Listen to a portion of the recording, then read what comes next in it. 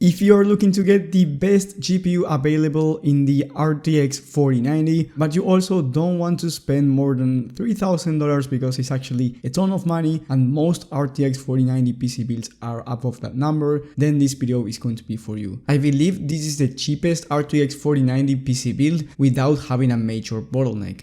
I will explain why I say this in a second, but I want to say of course there are cheaper PCs with the RTX 4090, but if you get anything cheaper than this, you will have a really bad bottleneck and you will not be able to get the full potential out of the RTX 4090. So this PC is still really expensive, it's just the cheapest of the most expensive, if that makes sense. You will have the links to all of the components mentioned down below in the video description, alongside with my website in case you're searching for a PC build for any budget or a Prebuilt PC if this is too expensive for you. That being said, let's start. With the CPU we have the AMD Ryzen 7 7700X. This is a great CPU, however in some titles it will still be a bottleneck for the RTX 4090. Now it's not going to be anything major, you will get really high FPS on those titles, but I'm talking about the high demanding CPU games.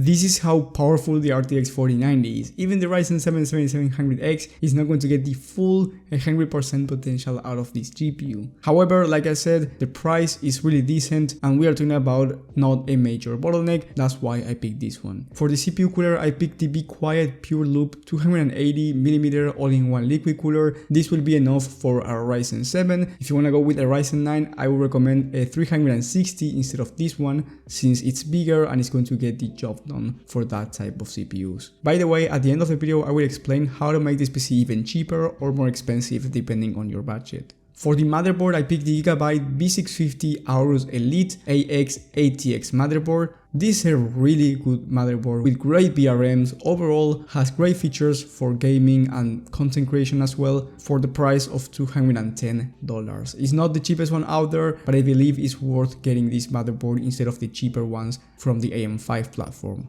For the memory kit, I picked the Kingston Fiery Beast 16GB of RAM kit 2x8 of DDR5 at 6000 MHz CL40 memory. For the storage, I picked the P41 Plus 1TB of Gen 4 SSD. Now, once again, you can go with Gen 3 SSD if you want to save money, but it's not going to be that much cheaper considering this storage kit is only $50 on Amazon.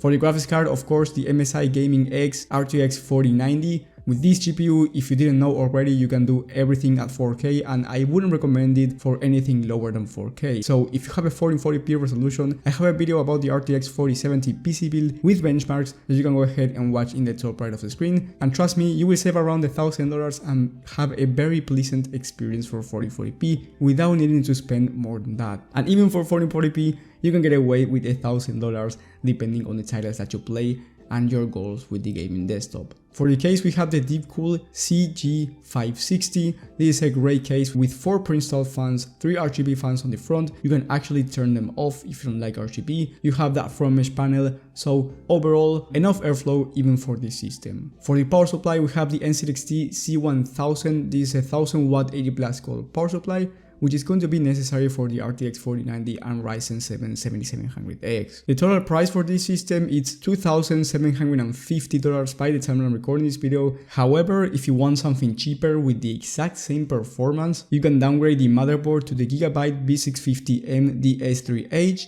and the total price will be $2,690, so you save around $60 and you get the exact same gaming and content creation performance, but you don't get as many features on the motherboard. Now, if you want something even cheaper for $2,530, you can go with the Ryzen 5 7600X and the Thermalright Peerless Assassin 120 for the CPU cooler. The Ryzen 5 7600X is going to have more of a bottleneck than the 7700X. However, if you need 100% of your GPU while you're playing, then neither the 7600X or the 7700X are going to be ideal. For that reason, if you have more money, for $3,000, you can get the Ryzen 9 7900X with the Deepcool LS720. This is a 360 liquid cooler, which will be much needed for the Ryzen 9. And then you also get other things such as 2TB of Gen 4 SSD and 32GB of RAM in case you're a content creator. And then I had to change the case for the Montech Sky 2, so you can put your liquid cooler on the top for better airflow overall. If you want 100% GPU utilization, better 1% lows, and less frame drops in every single game, especially the high demanding CPU ones, then going with the $3,000 one is actually what I recommend. Now, if you are still wondering what can you run with this system, you can actually run everything at 4K without any issues, because we are talking about the best of the best when it comes to GPU. But if you don't want to go through the process of building it yourself, you can watch my video about the high-end Prebuilt PCs of the month. You have RTX 4090 PC builds there. And if you have any questions for Prebuilt PCs or PC builds, let me know down below in the comment section. I will try to reply as fast as possible. Thank you guys for watching, thank you for the support, and I will see you on the next one.